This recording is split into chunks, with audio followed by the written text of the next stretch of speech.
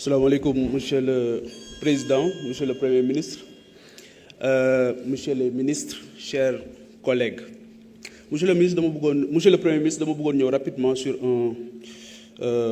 segment qui me paraît important, moi, le développement du chemin de fer. Rien que le département de Podor, en 2024, il part de voir les pertes agricoles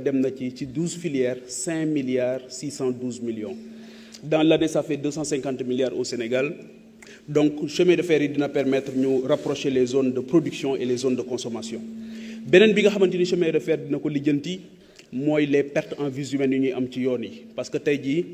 développement chemin de fer yi dinañu permettre ñuy def transport de masse ak de marchandises ba nga xamanteni dina tax li faatu ci tali yi lool tamit dinañ ko mëna wañi bu baax donc lool bëggoon nañ leen ci dégg bu baaxa baax benen bi moy le développement bien sûr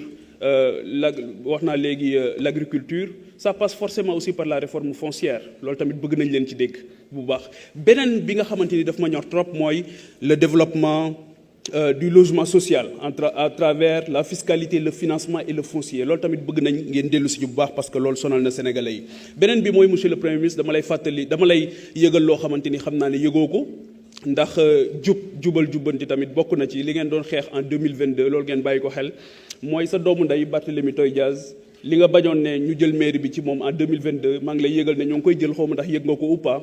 donc maa ngi lay yëgal ndax yëgoo woon déguerpissement yi maa ngi lay yëgal aussi maa ngi lay yëgal ne aussi sëñ Fallou Mbacké moo doon wax ne nit ñi boo leen bëggee jiite da ngay xajoo seen bang ñu bari article 80 moo ngi battre ay record léegi à quand l'extension de l'article 80 au chef religieux donc beneen bi maa ngi leen di ñaanal suñu borom dimbali leen bu baax a baax jërëjëf. jërëjëf honorable député Pape Djibril Fall.